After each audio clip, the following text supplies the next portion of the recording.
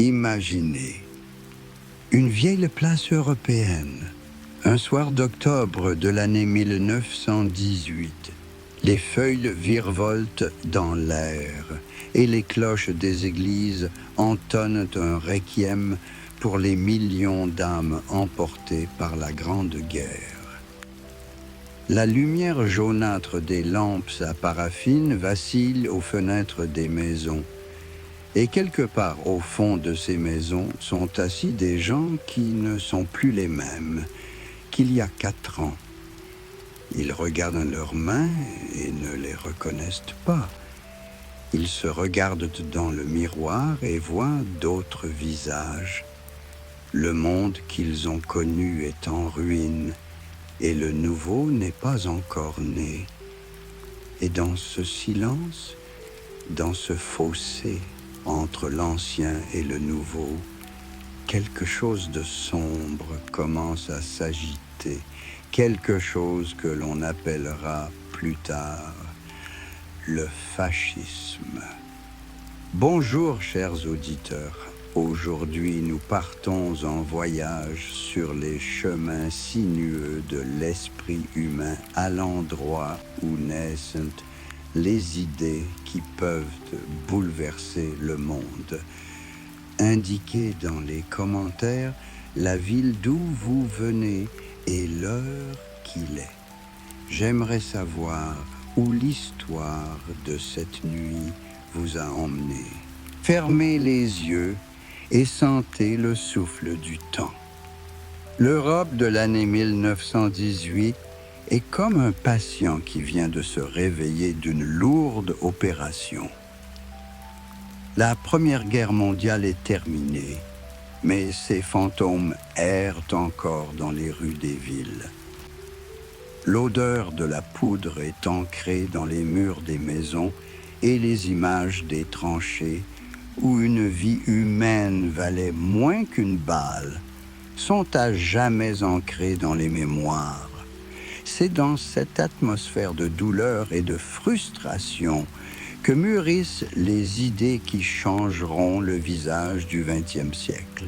Imaginez un jeune Italien qui revient du front dans son petit village du nord de l'Italie. Ses mains se souviennent encore du froid du fusil et ses yeux ont vu trop de morts. Il rentre chez lui et découvre que son monde s'écroule d'une nouvelle manière. L'usine où travaillait son père a fermé. L'argent s'est tellement déprécié qu'il faut payer une miche de pain ce que coûtait autrefois une vache. Et dans la ville voisine, des ouvriers prennent possession des usines, brandissent des drapeaux rouges et crient à la révolution mondiale. Ce jeune homme se sent trahi par tout le monde, aussi bien par ceux qui l'ont envoyé à la guerre que par ceux qui lui promettent aujourd'hui un avenir meilleur grâce à la lutte des classes. Il y a une rage qui couve dans sa poitrine et qui cherche un exutoire, quelqu'un à blâmer et quelqu'un qui peut apporter des réponses. Ces personnes, des millions de personnes, sont devenues le terreau dans lequel les graines du fascisme ont germé. Ce n'était pas un accident, ce n'était pas le résultat d'un génie maléfique. C'était comme un gaz de marais qui s'accumule dans l'eau stagnante et attend une étincelle pour éclater en une flamme bleue. Le fascisme n'est pas né dans les bibliothèques ou dans le silence des salles de classe. Il est né dans les rues, dans le cœur des gens qui avaient perdu la foi dans l'ancien monde, mais n'avaient pas encore trouvé leur place dans le nouveau. C'était une idéologie pour ceux qui se trouvaient entre deux classes, pas assez riches pour se sentir en sécurité et pas assez pauvres pour accepter les appels révolutionnaires des communistes. Petits commerçants, bureaucrates, étudiants, vétérans de guerre, Tous vivaient dans un état d'anxiété permanente, sentant le sol familier se dérober sous leurs pieds. Et dans cet état de confusion collective, un homme apparaît pour leur dire ce qu'ils veulent entendre. « Ce n'est pas votre faute », leur murmure-t-il à l'oreille. « C'est la faute des autres, la faute de ceux qui vous ont trahi, qui ont humilié votre nation, qui vous ont volé votre fierté. Et nous pouvons y remédier. Nous pouvons ramener la grandeur. Nous pouvons redevenir forts. » Benito Mussolini, l'ancien socialiste devenu créateur du fascisme, a compris cette psychologie mieux que quiconque. En mars 1919, lorsqu'il réunit ses partisans à Milan et proclame la création des fascistes combattants italiens, il ne fonde pas seulement un parti politique. Il donne un nom à un sentiment qui habite déjà le cœur de milliers de personnes. Le fascio est un ancien symbole romain de pouvoir, un faisceau de tiges avec une hache, signifiant la force par l'unité. Cette image parlait aux gens dans le langage des symboles, le langage de l'émotion, contournant la raison et faisant directement appel aux instincts. Mussolini était un maître du théâtre politique. Il avait compris qu'après la guerre, ce dont les gens avaient besoin, ce n'était pas de programme, mais de rêve. Non pas de promesses, mais de vision. Et il leur a offert la vision d'une nouvelle Italie qui renaîtrait des cendres de la défaite et de l'humiliation. Il a parlé d'une renaissance de l'esprit romain, d'Italiens héritiers des grands Césars, et non de pathétiques mendiants qui attendent l'aumône des vainqueurs.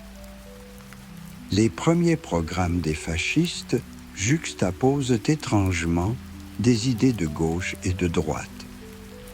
Ils promettaient la journée de travail de 8 heures et des terres pour les paysans, mais appelaient en même temps à l'expansion militaire et au culte du pouvoir.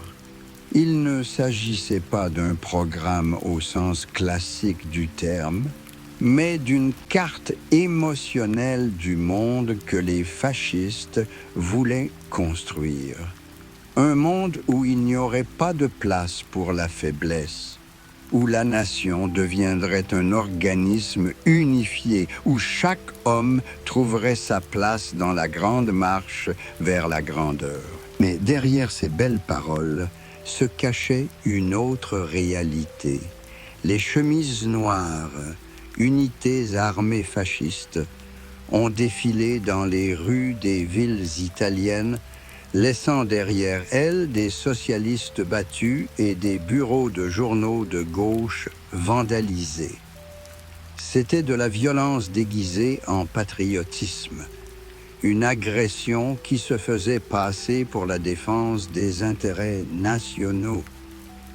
Et le plus frappant, c'est que cela a fonctionné. Les gens qui étaient fatigués du chaos, des grèves, des scandales politiques, ont regardé les colonnes de chemises noires et y ont vu de l'ordre. Ils ont entendu les discours de Mussolini et ont senti qu'enfin quelqu'un leur parlait un langage qu'ils pouvaient comprendre, le langage de la fierté et non de la honte, le langage de la force et non de la faiblesse. Lorsque 40 000 fascistes marchent sur Rome en octobre 1922, il s'agit moins d'un coup d'État militaire que d'une représentation théâtrale. Mussolini ne participe même pas à la campagne. Il attend le résultat à Milan prêt à fuir en Suisse en cas d'échec. Mais le roi Victor Emmanuel, au lieu de déclarer la loi martiale, préfère négocier. La crainte d'une guerre civile, l'espoir que les fascistes puissent être domptés et utilisés, tout cela a conduit au fait que le 30 octobre, Mussolini est devenu Premier ministre de l'Italie. C'est ainsi que s'ouvre une ère qui durera plus de 20 ans et qui changera non seulement l'Italie, mais le monde entier. Le fascisme n'est plus un phénomène italien localisé. Il devient un produit d'exportation, une idée qui peut être adaptée aux conditions locales dans n'importe quel pays où règne la frustration et la crise. Mais qu'est-ce que le fascisme dans son essence ? Si nous mettons de côté toutes les manipulations politiques et les slogans de propagande, il repose sur une idée très simple et très effrayante. L'idée que certaines personnes sont meilleures que d'autres par droit de naissance. Qu'une nation, une race, un groupe peut revendiquer une place particulière dans le monde, peut exiger un espace vital aux dépens des autres. Que les forts ont le droit de dominer les faibles, non pas parce que c'est juste, mais simplement parce qu'ils sont forts. Cette idée n'était pas nouvelle. Elle avait imprégné toute l'histoire de l'humanité, se cachant derrière de nobles mots sur la mission de la civilisation, sur le choix de Dieu, sur l'ordre naturel des choses. Mais le fascisme l'a rendu central, systématique, scientifique. Il a pris les écrits de Friedrich Nietzsche et ses idées sur le surhomme et les a déformés au point de les rendre méconnaissables. Il a pris la théorie évolutionniste de Darwin et l'a appliquée à la société humaine, déclarant que la lutte sociale était une loi naturelle. Mussolini, cet ancien professeur et journaliste devenu dictateur, a fait de la politique une religion. Pour lui, le fascisme n'était pas seulement une façon de gérer l'État, mais une nouvelle foi qui remplacerait le christianisme et le socialisme. La foi dans la force, dans la nation, dans le leader qui incarne l'esprit du peuple. Dans l'Italie fasciste, même le calendrier a commencé à être décalé par rapport à la marche sur Rome, comme les chrétiens décalent le calendrier par rapport à la nativité du Christ. Peu à peu, le système fasciste a enchevêtré la vie italienne comme une toile d'araignée. Des sociétés, associations de travailleurs et d'entrepreneurs ont été créées pour remplacer la lutte des classes par la coopération dans l'intérêt de la nation. En réalité, cela signifiait que l'État prenait le contrôle de toute la vie économique, pouvait fixer les prix, les salaires, les conditions de travail. Les travailleurs ne pouvaient plus faire grève. Les entrepreneurs ne pouvaient plus se concurrencer librement. Tout devait servir un seul objectif, le pouvoir de l'État. Mais le fascisme ne se limite pas à la politique et à l'économie. Il cherche à pénétrer dans l'âme des gens, à changer leur façon de penser. Des organisations d'après-travail ont été créées pour remplir le temps libre des Italiens avec les bonnes idées et les bons divertissements. les samedis fascistes où les jeunes apprennent à marcher et à tirer, les mariages fascistes, ou même les moments les plus intimes de la vie font partie du rituel de l'État. Et les gens l'ont accepté. Pas tous, bien sûr, mais beaucoup. Parce que le fascisme leur offrait ce dont ils avaient été privés, un sentiment d'appartenance, un but, l'illusion que leur vie avait un sens dans le cadre d'un grand projet national. Au lieu de la lutte des classes, l'unité nationale. Au lieu du doute et du débat, une croyance ferme dans la justesse du leader. Au lieu d'un monde complexe et contradictoire, une image simple où tout est divisé en noir et blanc, entre les siens et les étrangers, entre les amis et les ennemis. De l'autre côté des Alpes, en Allemagne, un jeune artiste autrichien nommé Adolf Hitler observe attentivement l'expérience italienne. Il a vu comment les méthodes de Mussolini fonctionnaient, mais il a compris que le sol allemand nécessitait des semences différentes. L'Allemagne n'est pas seulement un pays vaincu, elle est humiliée, piétinée, dépouillée de tout ce qui faisait sa fierté nationale.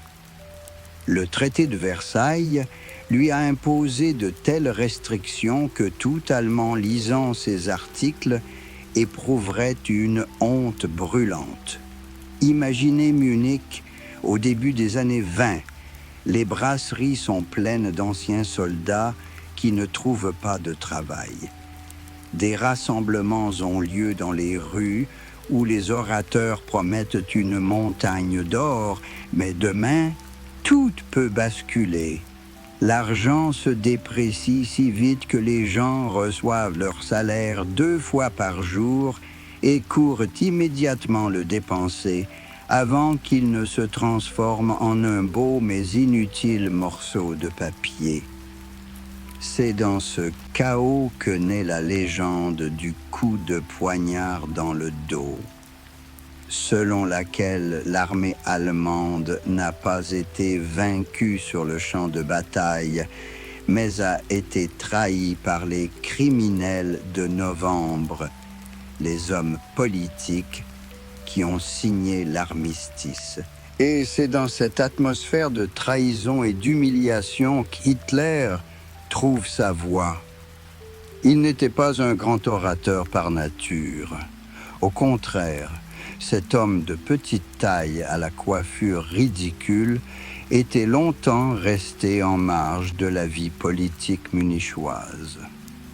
Mais il avait quelque chose que les autres n'avaient pas, la capacité de ressentir la douleur de la foule et de transformer cette douleur en rage, et la rage en pouvoir politique.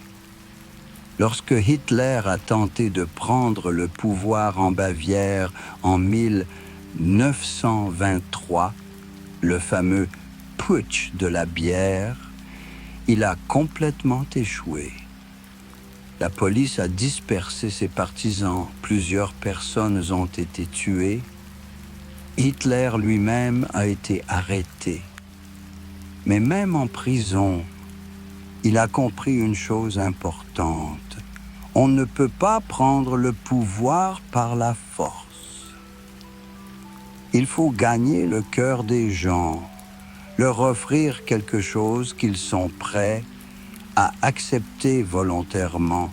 Et Hitler a commencé à construire sa propre version de l'idéologie fasciste.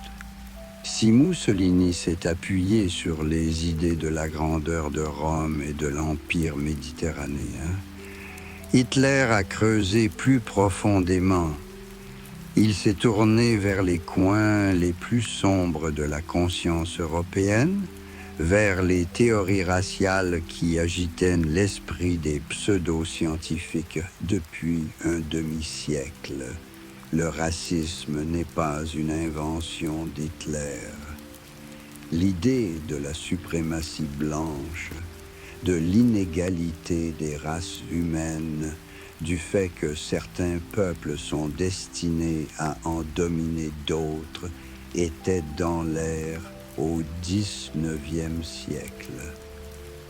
Le comte Arthur de Gobineau a écrit un traité sur l'inégalité des races humaines dès le XVIIIe siècle.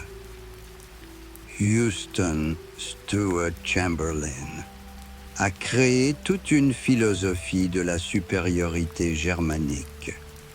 Hitler a simplement rassemblé toutes ces idées et offert aux Allemands le plus séduisant des rôles possibles, celui du peuple élu pour sauver le monde du chaos et de la dégénérescence. Le national-socialisme, nom donné par les fascistes allemands à leur idéologie, était une version encore plus radicale de ce que prêchait Mussolini. Si le fascisme italien conservait encore quelques liens avec le conservatisme traditionnel, le nazisme allemand était révolutionnaire dans le pire sens du terme. Il ne voulait pas simplement changer le système politique, il voulait changer la nature humaine elle-même, créer un homme nouveau, débarrassé des déchets raciaux et des idées dégénérées. L'antisémitisme est devenu l'axe central de ce système. Dans la mythologie nazie, les Juifs sont devenus l'ennemi universel, responsable de tous les maux du monde, du capitalisme, du communisme, du libéralisme et de la décadence morale. Il s'agissait d'une construction ingénieuse dans sa simplicité. Un groupe de personnes était déclaré être la source de tous les problèmes, ce qui signifiait qu'en l'éliminant, tous les problèmes pouvaient être résolus d'un seul coup. Mais le fascisme ne se limite pas à la haine.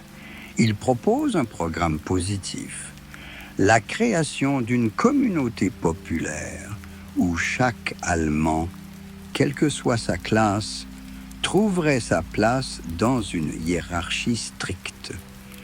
L'ouvrier et le capitaliste, le paysan et l'intellectuel, tous devaient devenir les parties d'un seul organisme où chaque cellule servirait l'ensemble. L'idée d'une communauté populaire s'est avérée incroyablement attrayante pour des millions d'Allemands. Elle promettait de surmonter les contradictions de classe, non pas par la révolution, comme le proposaient les communistes, mais par l'unité nationale. Elle disait à chacun: vous êtes important non pas en tant que membre d'une classe, mais en tant qu'Allemand, en tant que membre d'une grande nation investie d'une mission particulière dans le monde. Contrairement à Mussolini, Hitler est arrivé au pouvoir presque légalement. Lors des élections de l'année 1932, son parti obtient 37% des voix, ce qui n'est pas une majorité, mais suffit pour devenir la plus grande faction du Parlement. Le 30 janvier de l'année 1933, le vieux président Hindenburg nomme Hitler chancelier, espérant ainsi pouvoir le contrôler. Cette erreur a coûté au monde 50 millions de vies. L'idéologie fasciste était comme un virus qui mutait dans chaque nouvel environnement. En Espagne, elle prend la forme de la phalange Avec son culte de la tradition catholique et de la grandeur espagnole. En Roumanie, la garde de fer combine le fascisme avec l'orthodoxie mystique et le culte du martyr. Dans chaque pays, le fascisme a trouvé ses racines, ses symboles, ses héros, mais l'essence est restée la même. L'idée de la supériorité d'un groupe sur tous les autres et le droit de ce groupe à refaire le monde à son image. Le fascisme est né de la guerre et ne pouvait exister sans la guerre. Pour lui, la paix n'était pas un objectif, mais seulement un répit avant une nouvelle bataille. Car ce n'est que dans la lutte, dans la confrontation avec l'ennemi, que la nation fasciste pouvait se sentir vivante. Le fascisme avait besoin d'un ennemi comme de l'air.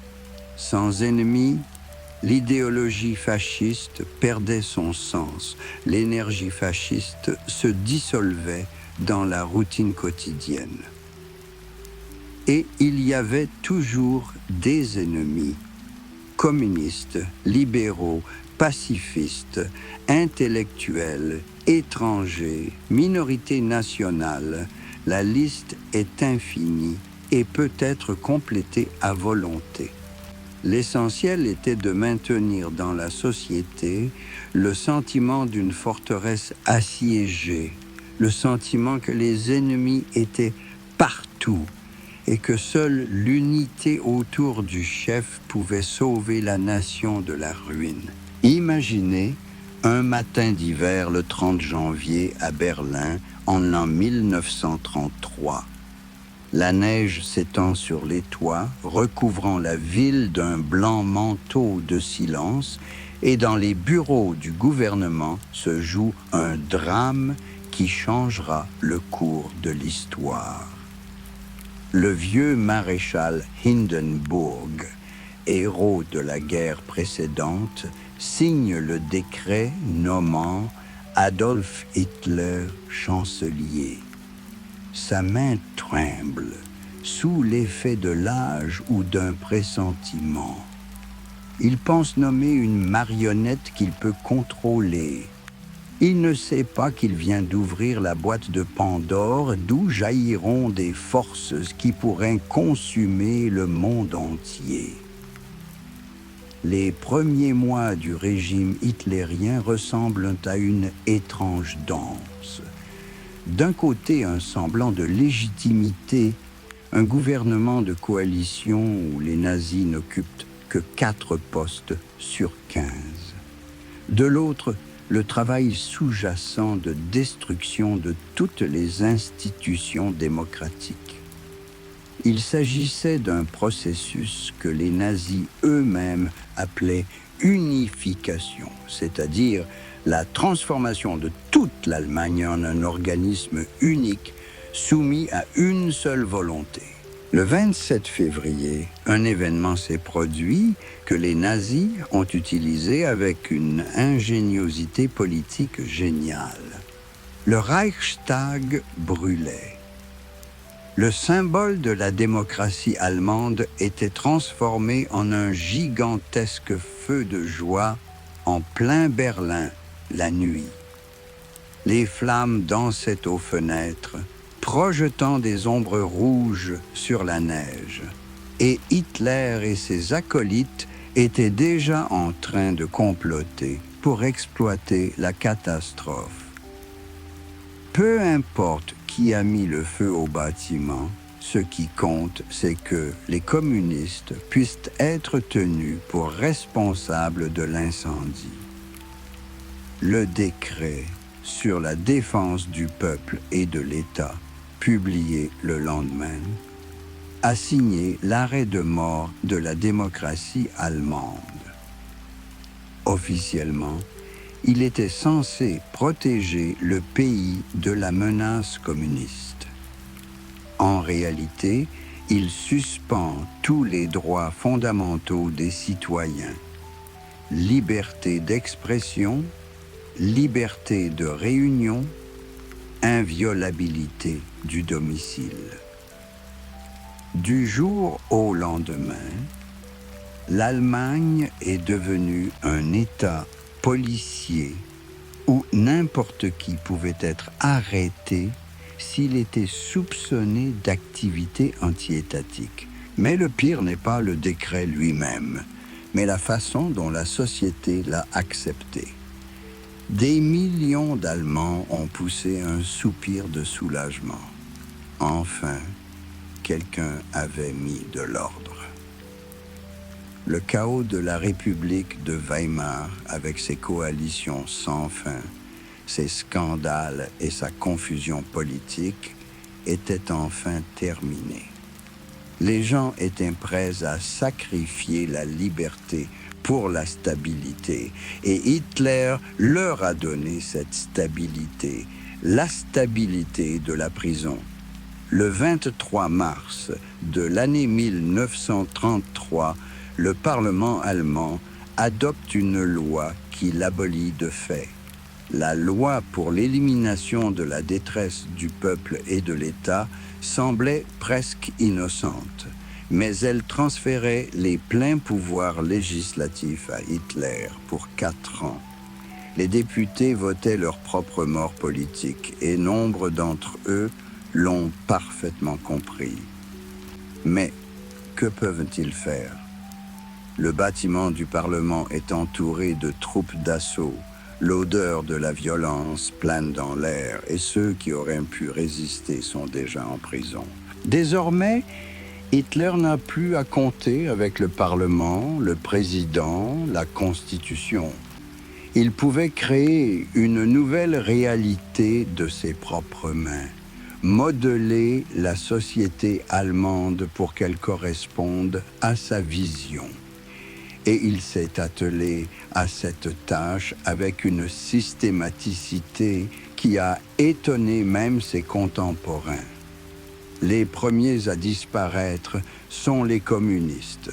Leur parti est interdit dès le mois de mars. Ses dirigeants sont arrêtés ou fuient à l'étranger. Puis, c'est au tour des syndicats. Ces organisations qui ont défendu les droits des travailleurs pendant des décennies sont dissoutes le même jour, le 2 mai. Ils sont remplacés par le Front allemand du travail, une organisation obéissante à l'État qui n'est pas censée défendre les intérêts des travailleurs, mais les mobiliser au service du régime. Les sociaux-démocrates tiennent bon jusqu'en juin, espérant trouver un compromis avec le nouveau gouvernement. Mais pour Hitler, le compromis n'est qu'une tactique temporaire. Lorsque le SPD est interdit, ses dirigeants réalisent qu'ils ont surestimé la rationalité des nazis. Les partis catholiques n'attendent même pas l'interdiction. Ils se dissolvent après que le Vatican a signé un concordat avec Hitler, reconnaissant de fait la légitimité du régime nazi en échange de garanties pour l'Église. À la fin de l'année 1933, l'Allemagne est devenue une dictature à parti unique. Mais Hitler ne s'arrête pas aux partis politiques. Son objectif était ce qu'il appelait l'unification, c'est-à-dire la transformation de toute la vie allemande en un système unique où chaque personne, chaque organisation, chaque idée servirait un seul but, l'exaltation du Troisième Reich. Les États fédéraux, qui avaient conservé leur autonomie pendant des siècles, ont été dépouillés de leur autonomie. Les collectivités locales élues sont remplacées par des commissaires nommés d'en haut. L'Allemagne, qui était traditionnellement un pays décentralisé où chaque État s'enorgueillissait de ses propres particularités, est devenu un État unitaire doté d'une verticale du pouvoir à toute épreuve. Mais la véritable révolution n'a pas eu lieu dans les bâtiments administratifs, mais dans les âmes humaines. Hitler a compris qu'il ne suffisait pas de contrôler la politique et l'économie, mais qu'il fallait aussi contrôler les esprits. Il a donc créé une machine à fidéliser qui fonctionnait avec la pédanterie et l'efficacité allemande. En mars 1933, le ministère impérial de l'éducation publique et de la propagande est créé avec à sa tête Joseph Goebbels, un homme qui a compris le pouvoir des mots mieux que la plupart de ses contemporains. Goebbels est un intellectuel, titulaire d'un doctorat en littérature, mais il met son esprit au service de ses instincts les plus sombres. Il savait qu'un mensonge répété 1000 fois devient une vérité dans l'esprit des masses. La Chambre impériale de la culture, créée en septembre de la même année, devient une toile qui enchevêtre toute la vie spirituelle de la nation. Cette chambre spécialisée contrôle la presse, la radio, le cinéma, la littérature, le théâtre, la musique et les arts visuels. Vous voulez être journaliste? Rejoignez la chambre de la presse et obéissez à ses règles. Vous voulez écrire des livres? La chambre de la littérature décidera si votre œuvre est digne des lecteurs allemands. Vous rêvez d'une carrière d'acteur? La Chambre du théâtre vérifiera votre appartenance raciale et politique. Le 10 mai 1933, des incendies se déclarent sur les places des villes allemandes. Mais ce ne sont pas des maisons et des entrepôts qui brûlent, ce sont des livres. Les œuvres de Heinrich Heine et de Thomas Mann, d'Erich Maria Remarque et de Stefan Zweig, de Sigmund Freud et d'Albert Einstein, ont été réduites en cendres sous les cris de joie des étudiants. Il s'agissait d'un assassinat symbolique de la culture allemande qui, pendant des siècles, s'était développé en dialogue avec le monde, absorbant les meilleures idées et y répondant par ses propres découvertes. En lieu et place des livres brûlés, les Allemands se voient proposer une nouvelle littérature, des œuvres célébrant le sang et le sol, la pureté raciale et les exploits des héros germaniques. L'art devait devenir simple et compréhensible pour chaque Aryen. Il devait véhiculer un message clair sur la supériorité de la race allemande et sa mission historique. Le modernisme, l'expressionnisme, l'abstraction, tout cela a été déclaré art dégénéré, produit d'une conscience juive malade. Des milliers de tableaux ont été retirés des musées. Les œuvres de Picasso et de Kandinsky, de Klee et de Beckmann ont été vendues à l'étranger ou détruites. À leur place, les musées sont remplis de toiles monumentales représentant des travailleurs aryens idéaux, des guerriers musclés, des mères fécondes. L'art devient l'illustration du programme politique. Mais les changements les plus terribles interviennent dans ce que les nazis appellent l'hygiène raciale. Dès juillet 1933, la loi sur la prévention de la descendance atteinte de maladies héréditaires est adoptée. Derrière ces mots bureaucratiques se cache un programme de stérilisation forcée des personnes que le régime considère comme inférieures, retardés mentaux, malades mentaux, épileptiques, alcooliques. Les médecins, ceux-là même qui ont prêté serment de ne pas nuire, sont devenus les exécutants d'un programme racial. Ils sélectionnent les patients à stériliser, évaluent leur valeur génétique, décident qui est digne de procréer et qui ne l'est pas. La médecine, science au service de l'homme, se met au service de la création d'une race pure. En l'an 1936, l'organisation Lebensborn, la source de vie, a été créée.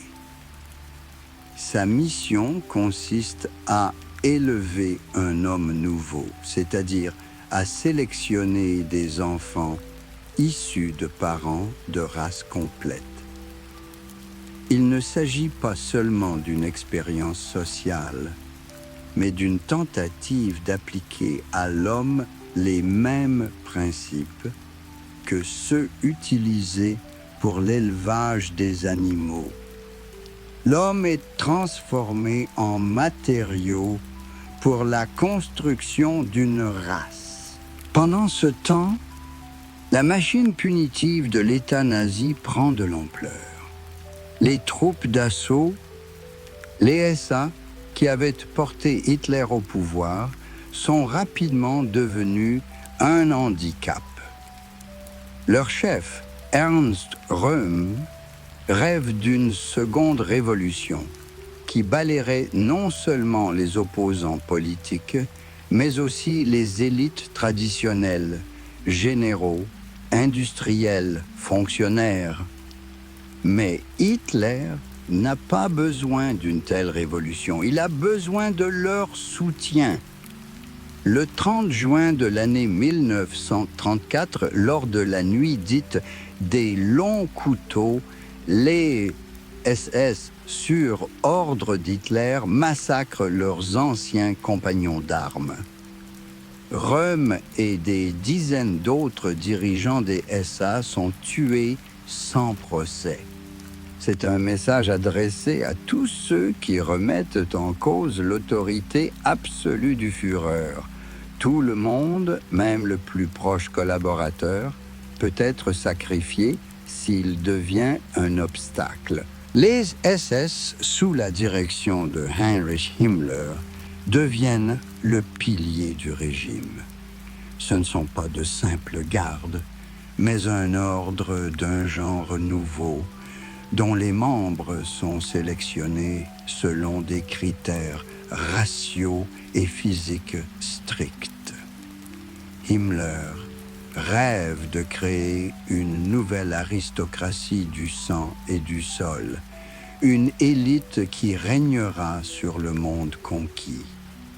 Les SS doivent devenir non seulement des soldats, mais aussi des colonisateurs, des agriculteurs et des administrateurs du nouvel empire.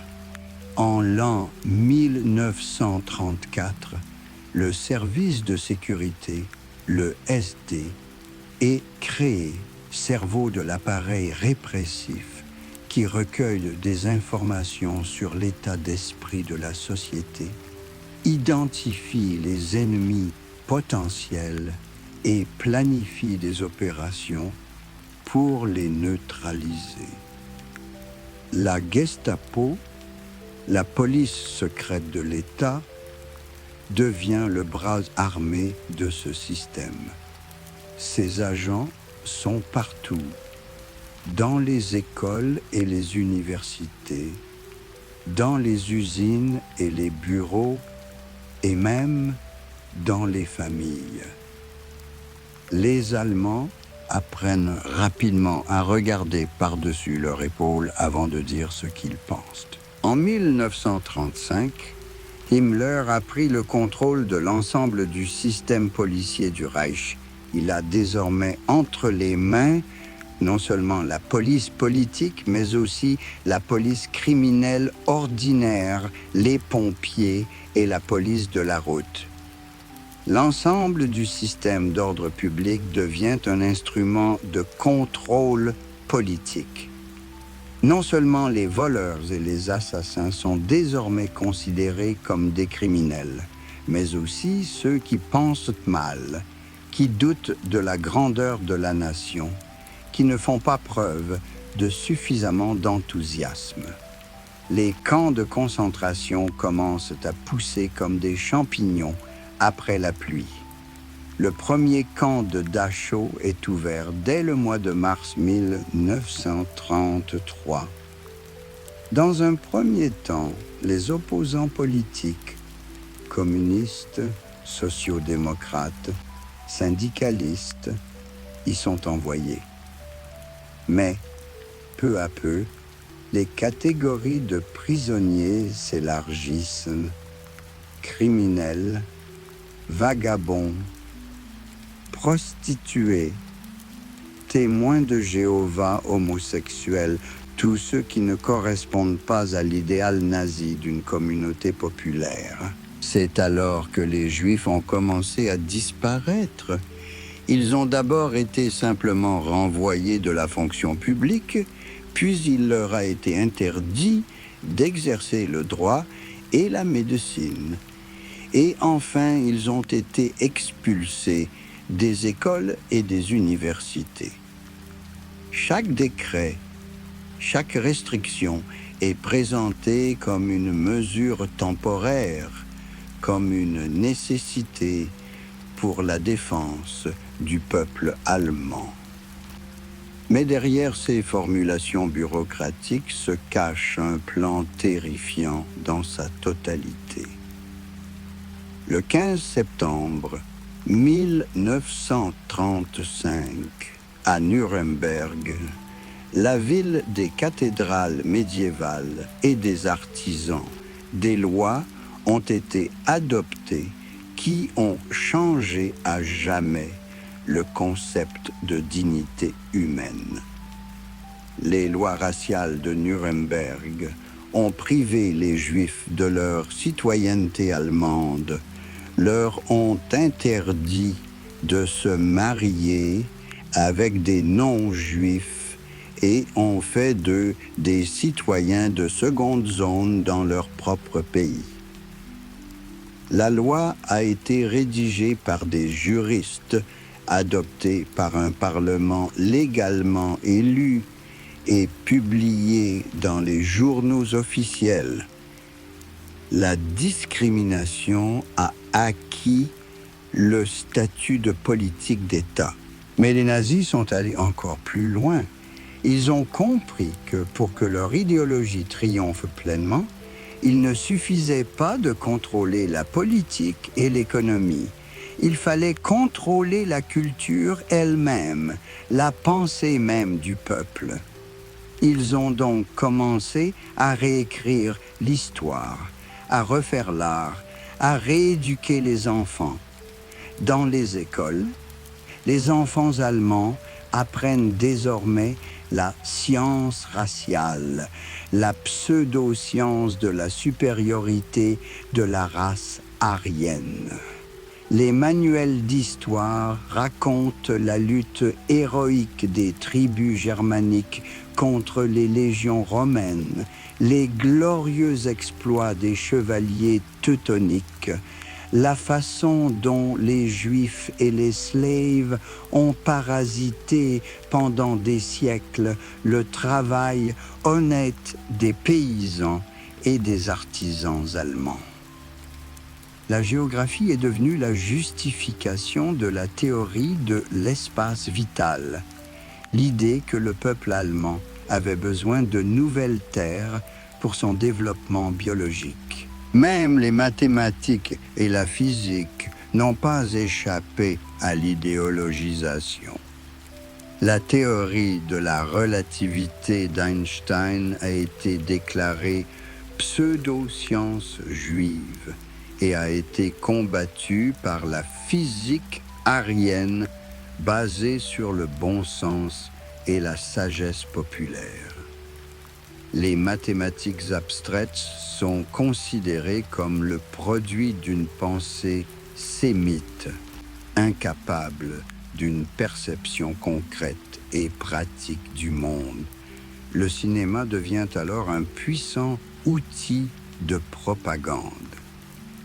Les films de Leni Riefenstahl, Triomphe de la volonté et Olympia montrent l'Allemagne comme un pays de héros, un pays de gens beaux, forts et déterminés, marchant vers un avenir radieux sous la direction d'un chef sage. Ces films étaient magnifiques. Riefenstahl était une réalisatrice talentueuse. Mais leur beauté servait un objectif peu glorieux. Elle rendait le nazisme attrayant, romantique, presque religieux. La religion est d'ailleurs devenue un problème particulier pour les nazis. Le christianisme, avec ses idées d'égalité, d'amour du prochain, de pardon des ennemis, ne faisait pas bon ménage avec la théorie raciale et le culte du pouvoir. Hitler méprisait personnellement le christianisme, qu'il qualifiait de fiction juive, de religion des esclaves. Mais il s'est rendu compte qu'il ne pouvait pas s'opposer ouvertement à l'Église, car trop d'Allemands restaient croyants. C'est donc la voie de l'affaiblissement progressif qui a été choisie. En signant un concordat avec le Vatican, les nazis ont contraint l'Église catholique à renoncer à toute activité politique. Ils tentent de transformer l'Église protestante en une Église nationale allemande, purgée de toute influence juive. Ils ont créé des chrétiens allemands qui prêchaient que Jésus était un arien et que l'Ancien Testament était une fabrication juive néfaste. Mais tous les prêtres ne sont pas d'accord avec cette interprétation de la foi. Le pasteur Martin Niemöller a fondé l'Église confessante, qui refusait d'accepter la version nazie du christianisme. Pour cela, il a passé 8 ans dans des camps de concentration, mais il n'a pas cédé. Ces célèbres paroles. Ils sont d'abord venus chercher les communistes, mais je n'étais pas communiste et j'ai gardé le silence, sont devenus un avertissement pour les générations futures sur ce à quoi mène l'indifférence au malheur d'autrui.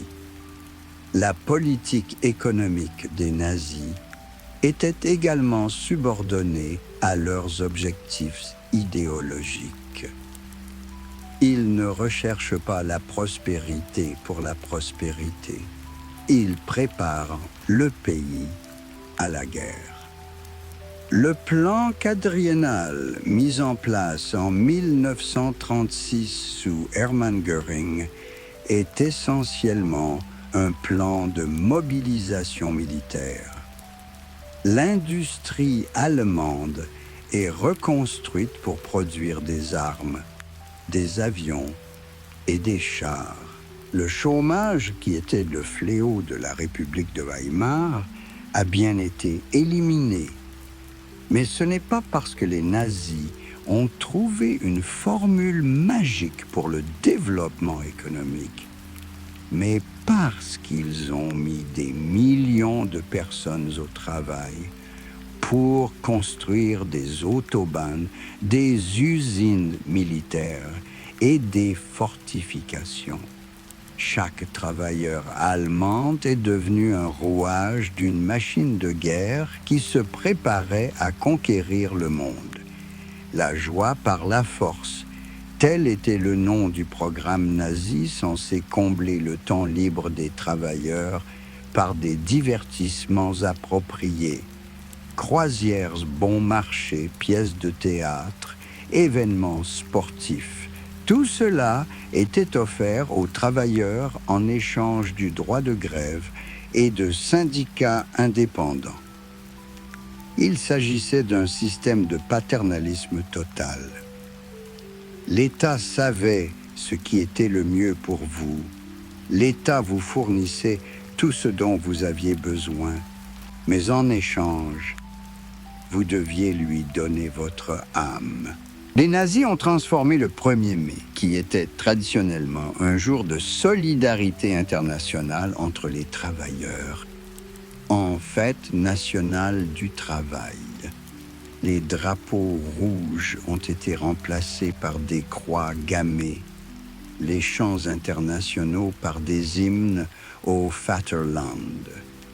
Il s'agissait d'une saisie symbolique des symboles les plus sacrés pour la classe ouvrière et de leur recodage dans l'esprit du national-socialisme. Et les jeunes sont élevés dès leur plus jeune âge dans l'esprit de la nouvelle idéologie. Les jeunesses hitlériennes sont devenues une école pour les futurs soldats et les futures mères. Les garçons apprenaient à marcher et à tirer, les filles à préparer et à mettre au monde des enfants pour le Führer. À l'âge de 10 ans, un enfant sait déjà que le monde est divisé entre supérieurs et inférieurs, que les Allemands sont appelés à dominer et que les autres peuples sont appelés à servir ou à disparaître. Mais ce qui est le plus frappant, c'est la rapidité avec laquelle ce système a commencé à paraître normal. 1 an ou 2 après l'arrivée au pouvoir des nazis, des millions d'Allemands ne pouvaient plus imaginer comment ils avaient vécu auparavant. Le chaos de la République de Weimar ressemblait à un mauvais rêve, tandis que le nouvel ordre semblait être l'état naturel de la société. Les gens s'adaptaient, trouvaient leur place dans le nouveau système, apprenaient à vivre selon ses règles. Bien sûr, certains ont résisté. Des groupes clandestins de communistes et de sociaux-démocrates, des prêtres et des intellectuels, et même quelques conservateurs qui ont compris où menait l'expérience nazie. Mais il s'agissait d'une minorité. La majorité des Allemands soutenait le régime ou l'acceptait tacitement. Comment en est-on arrivé là? Comment une nation entière qui a donné au monde Goethe et Beethoven, Kant et Hegel, a-t-elle pu soutenir une idéologie qui a fait de l'homme un matériau racial? La réponse à cette question ne réside pas dans les particularités du caractère allemand, mais dans les particularités du moment historique. Le fascisme était une maladie de crise. Il est apparu au moment et à l'endroit où les anciens systèmes de valeurs s'effondraient et où de nouveaux systèmes n'avaient pas encore été formés. Dans ces moments-là, les gens sont saisis par la peur de l'incertitude, d'un avenir qui ne peut être prédit. Le fascisme offrait un remède à cette peur. Des réponses simples à des questions complexes, des objectifs clairs au lieu de doutes angoissants. Les leaders charismatiques du fascisme, Mussolini, Hitler et d'autres par la suite, ont su parler à cette peur dans son propre langage. Ils n'ont pas proposé de solutions rationnelles aux problèmes, mais des substituts émotionnels. Au lieu d'analyser les causes de la crise économique, ils ont cherché des coupables. Au lieu de s'atteler à la tâche complexe de construire une société juste, ils ont proposé des recettes simples pour atteindre la grandeur par la conquête. Hitler avait un don particulier. Il pouvait transformer la douleur personnelle en rage collective. Dans ses discours, il incarnait littéralement la souffrance du peuple allemand. Sa voix se brisait d'indignation lorsqu'il parlait du traité de Versailles. Son visage se contorsionne de haine lorsqu'il évoque les ennemis de l'Allemagne. Puis, peu à peu, sa voix s'est calmée.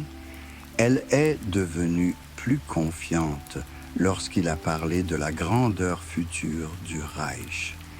Les gens qui l'écoutent vivent avec lui toute la gamme des émotions, du désespoir à l'extase. Il ne s'agissait pas de politique au sens habituel du terme, mais d'une séance de psychothérapie de masse, au cours de laquelle des millions de personnes ont reçu l'illusion de guérir d'un traumatisme historique. L'idéologie fasciste fonctionnait comme une drogue. Elle soulageait temporairement la douleur, mais nécessitait des doses toujours plus importantes, des stimuli toujours plus forts. Et ces incitations ont pris la forme de nouveaux ennemis, de nouvelles menaces, de nouvelles raisons de se mobiliser. Après les communistes, ce fut le tour des Juifs. Après les Juifs, ce fut le tour des slaves. Après les slaves, ce fut le tour de tous ceux qui entravaient la réalisation de l'utopie raciale. Une fois lancée, la machine de la haine ne pouvait plus s'arrêter. Elle demandait toujours plus de carburant. Les 9 et 10 novembre 1938, la nuit de cristal a eu lieu dans toute l'Allemagne. Il s'agissait d'un pogrom organisé au cours duquel des synagogues ont été détruites, des magasins juifs ont été pillés et des dizaines de personnes ont été battues et tuées. Les rues des villes allemandes étaient jonchées d'éclats de vitrines brisées, d'où le nom. Mais il ne s'agit pas d'une explosion spontanée de colère populaire, comme le prétend la propagande. Il s'agit d'une opération soigneusement planifiée, destinée à montrer à la population juive qu'il n'y a pas de place pour elle dans la Nouvelle-Allemagne. Ce qui frappe dans cette histoire, c'est le peu de résistance que ces mesures ont rencontrée. La plupart des Allemands ont simplement détourné le regard, faisant comme si de rien n'était. Ils allaient travailler, lisaient des journaux, regardaient des films, élevaient leurs enfants, le tout sur fond de disparition de voisins, de magasins fermés, d'églises détruites. La banalité du mal, et c'est peut-être la découverte la plus effrayante de cette époque. À la fin des années 30, le système fasciste a atteint son apogée. L'Allemagne est devenue une gigantesque machine de guerre, dont les moindres rouages servent à préparer la guerre. L'économie était militarisée, la société était mobilisée, la culture était unifiée. Mais surtout, l'idéologie du fascisme est devenue non seulement un programme politique, mais aussi une nouvelle religion qui prétend expliquer tous les mystères de l'existence. Le fascisme s'est avéré contagieux. Comme une flamme se propageant d'une maison à l'autre dans une vieille ville européenne, les idées de Mussolini et d'Hitler ont commencé à se répandre sur le continent, trouvant dans chaque pays sa forme particulière, sa saveur unique. À chaque fois, cette idéologie s'est adaptée aux conditions locales, a absorbé les griefs et les rêves locaux, se transformant en quelque chose de nouveau, tout en conservant son essence empoisonnée. C'est en Roumanie, là où le brouillard monte du Danube par les froides soirées d'automne, qu'est née la garde de fer de Corneliu Codreanu.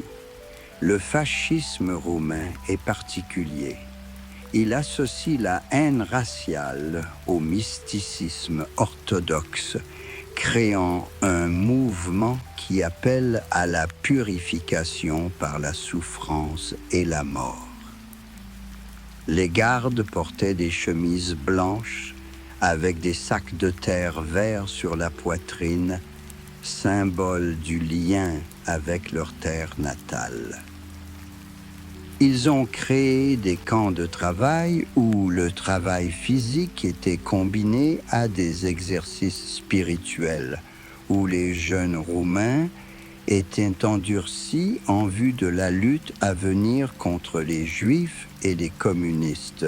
En Espagne, sous le soleil brûlant de la Castille, José Antonio Primo de Rivera crée la Phalange espagnole, un mouvement qui rêve de faire revivre la grandeur impériale par le biais du national-syndicalisme. Les fascistes espagnols parlent d'une Espagne unie, grande et libre, qui redeviendrait le maître des mers.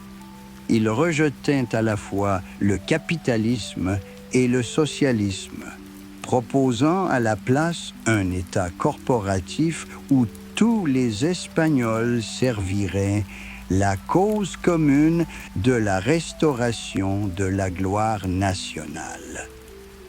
Même dans le lointain Brésil où les pluies tropicales s'abattent sur les plantations de café, il existait un fascisme propre, l'intégrisme de Plínio Salgado. Les fascistes brésiliens portaient des chemises vertes et se saluaient en disant « Anawo ». Leur idéologie était plus douce que l'idéologie européenne. Ils ne prêchaient pas la supériorité raciale, car au Brésil, cela aurait été absurde. Mais eux aussi rêvent d'un État fort, d'une unité nationale, d'un ordre qui mettrait fin au chaos libéral. Qu'est-ce qui a rendu l'idéologie fasciste si attrayante pour des peuples si différents, dans des circonstances si différentes? La réponse réside dans la nature même de cette idéologie, dans sa capacité à transformer des problèmes complexes en solutions simples, la diversité du monde en une image noire et blanche. Le fascisme a offert aux gens la plus séduisante de toutes les explications possibles à leurs problèmes. Ce n'était pas l'ordre injuste du monde, ni les lois économiques, ni les processus historiques. C'était une conspiration. Il y a toujours un groupe d'ennemis qui manipule secrètement les événements, qui prive les honnêtes gens de la place qui leur revient sous le soleil. Il suffit de dénoncer cette conspiration, de détruire les conspirateurs, pour que tous les problèmes se résolvent d'eux-mêmes. Cette logique conspirationniste est incroyablement commode, car elle déresponsabilise les gens de leur propre vie. Vous ne trouvez pas de travail? C'est la faute des Juifs qui ont pris tous les postes clés. Le pays perd la guerre. C'est la faute des traîtres sur le front intérieur. La crise économique, les mensonges des banquiers internationaux. Pour chaque problème, il y avait une réponse simple.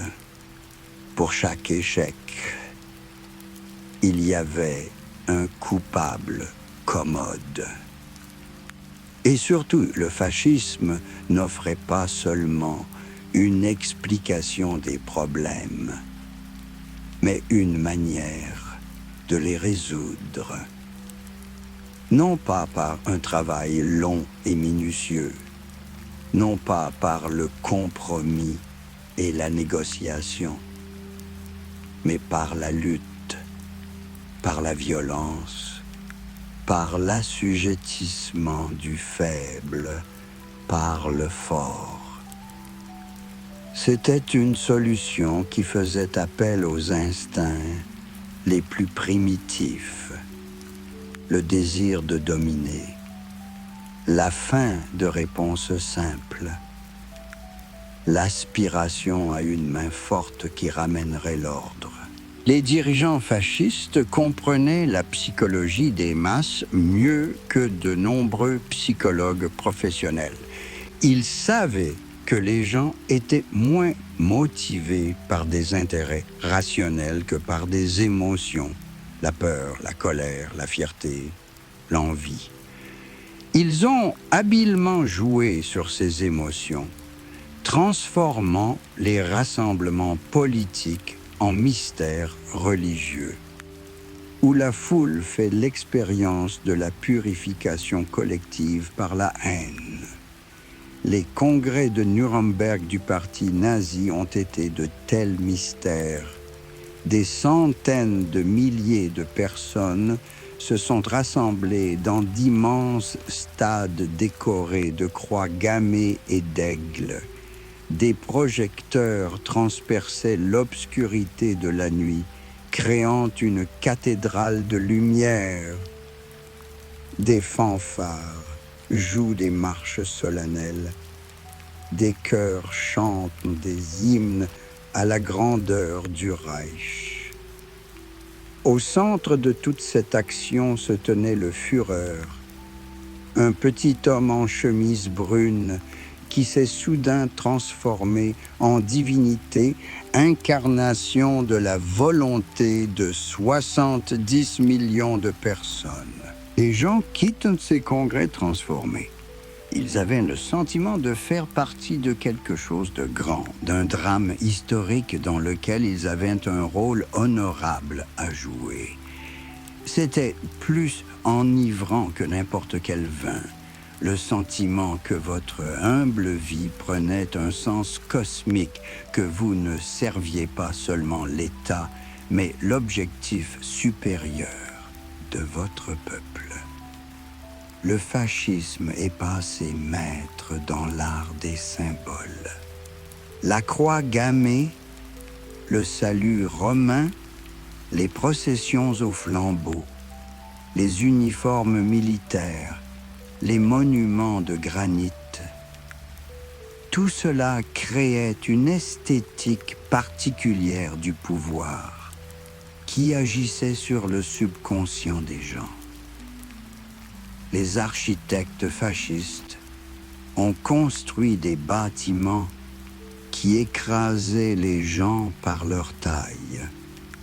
Les metteurs en scène fascistes ont réalisé des films où la personnalité individuelle se fondait dans la masse. Les artistes fascistes ont peint des tableaux où les héros ressemblaient à des dieux antiques et les ennemis à des caricatures tirées de tracts antisémites. C'est alors que l'idéologie fasciste a montré son vrai visage. Tout ce qui, pendant des années, avait été dissimulé derrière les belles paroles sur le renouveau national, l'hygiène raciale, la création d'un homme nouveau, s'est soudain avéré avoir un terrible revers de médaille. Les camps de concentration, d'abord destinés aux prisonniers politiques, se transforment en usines de la mort. Auschwitz, Majdanek, Treblinka, ces noms resteront à jamais les symboles de ce que la haine humaine, élevée au rang de politique d'État, peut engendrer. Imaginez un train qui traverse la plaine européenne dans le silence de la nuit. Dans les wagons se trouvent des personnes qui, hier, étaient médecins et professeurs, marchandes et musiciens. Ils ne savent pas où on les emmène. Ils croient qu'ils sont transférés vers un nouvel endroit où ils pourront commencer une nouvelle vie. Mais le train les emmène à la dernière station de l'idéologie fasciste, vers un système d'extermination organisé avec la ponctualité et l'efficacité allemande. L'Holocauste a été l'aboutissement terrible de la voie suivie par le fascisme depuis le début. 6 millions de Juifs, et avec eux des Tziganes, des Polonais, des prisonniers de guerre soviétiques, des malades mentaux, des témoins de Jéhovah. Tous ont été victimes d'une idéologie qui divisait l'humanité entre ceux qui étaient dignes de vivre et ceux qui devaient être exterminés. Ce n'était pas un accident. Ce n'était pas le résultat d'une nécessité militaire. C'était la conclusion logique d'une théorie raciale poussée jusqu'à l'absurde. Ce qui est particulièrement frappant dans cette histoire, c'est la façon dont des gens ordinaires sont devenus complices du crime. Les cheminots qui conduisaient les trains de la mort, les médecins qui pratiquaient des sélections sur la rampe, des comptables qui géraient les successions des personnes assassinées, des ingénieurs qui ont conçu les chambres à gaz. Tous n'étaient pas des sadiques ou des maniaques, mais des gens normaux qui faisaient leur travail, étaient payés, rentraient chez eux et retrouvaient leur famille. Le mal s'est avéré banal, ordinaire, bureaucratique. La machine fasciste a fonctionné avec une efficacité redoutable, précisément parce qu'elle a transformé le meurtre en une procédure administrative. Personne ne se sentait personnellement responsable. Chacun n'était qu'un rouage d'une énorme machine, chacun ne faisant qu'une petite partie du travail global. L'un enregistrait les arrivants, l'autre triait leurs biens, un troisième allumait le gaz, un quatrième brûlait les corps. Personne n'a tué, chacun a fait son travail. Mais la guerre que le fascisme a déclenchée était aussi sa tombe. une idéologie fondée sur le culte du pouvoir s'est heurtée à une force plus puissante, le pouvoir uni des peuples qui refusaient d'accepter le nouvel ordre fasciste. Stalingrad et Koursk, le débarquement en Normandie et l'offensive sur Berlin, chacune de ces batailles n'était pas seulement une bataille militaire, mais aussi un affrontement de vision du monde, une lutte pour le droit de déterminer l'avenir de l'humanité. Lorsque l'Allemagne s'est rendue le 8 mai de l'an 1945, il semblait que le fascisme était mort pour toujours. Le procès des criminels de guerre de Nuremberg devait mettre un point final à cette histoire. Montrer au monde entier que les idées de supériorité raciale et d'État total appartenaient pour toujours au passé. Mais l'histoire s'est avérée plus compliquée. Le fascisme, en tant que régime historique spécifique, a bel et bien disparu. Mais les idées sur lesquelles il reposait se sont avérées durables. Dans différents pays, à différentes époques, elles ont été ravivées sous de nouvelles formes en s'adaptant aux nouvelles conditions. Les chercheurs continuent de débattre de la nature du fascisme et de la possibilité de le rencontrer à nouveau. Certains y voient un produit unique de la crise de l'entre-deux-guerres, qui ne peut se reproduire dans un monde qui a changé. D'autres trouvent des traits fascistes dans les régimes autoritaires modernes, dans les mouvements populistes, dans les idéologies qui divisent à nouveau le monde entre les nôtres et les autres.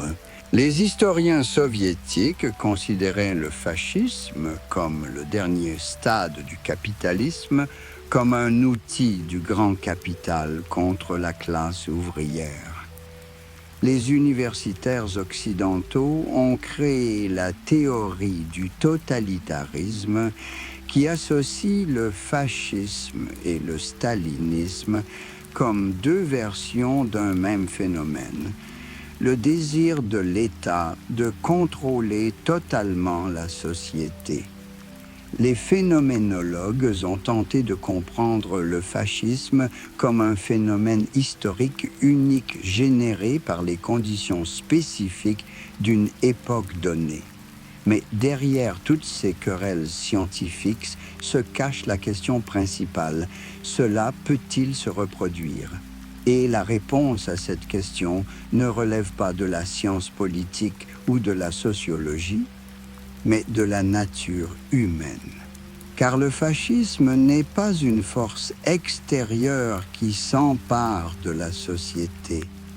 C'est quelque chose qui sommeille en chacun de nous. La capacité de haine, le désir de réponses simples à des questions complexes, la volonté de sacrifier la liberté à la sécurité. Chaque fois que nous divisons le monde en bons et méchants, chaque fois que nous cherchons un coupable pour tous nos problèmes, chaque fois que nous sommes prêts à soutenir un dirigeant fort qui promet de ramener l'ordre à tout prix, nous nous engageons sur une voie qui pourrait conduire à un nouveau fascisme. Le monde moderne est plein de tentations de ce genre. Les crises économiques, les flux migratoires, les conflits culturels, les changements technologiques créent la même atmosphère d'incertitude et de peur que celle qui a vu naître le fascisme. Une fois de plus, des dirigeants émergent et propose des solutions simples. Fermer les frontières, expulser les étrangers, revenir aux valeurs traditionnelles, rendre la nation grande à nouveau. Bien sûr, les populistes modernes ne portent pas de chemise brune et ne marchent pas avec des torches. Ils utilisent l'Internet plutôt que la radio, les réseaux sociaux, plutôt que les rassemblements de masse. Mais les mécanismes restent les mêmes. Trouver des ennemis, créer des explications simples pour des problèmes complexes, faire appel au peuple contre les élites, promettre de restaurer la grandeur perdue. L'histoire du fascisme nous enseigne que la démocratie est une chose fragile. Elle peut s'effondrer non seulement sous les coups d'ennemis extérieurs, mais aussi à cause de l'indifférence de ses propres citoyens. Lorsque les gens cessent de s'intéresser à la politique, lorsqu'ils sont prêts à déléguer toutes les décisions à un leader fort, lorsqu'ils perdent la capacité de penser de manière critique, alors la voie est ouverte à de nouvelles dictatures. Mais l'histoire nous enseigne aussi que l'humanité peut apprendre de ses erreurs.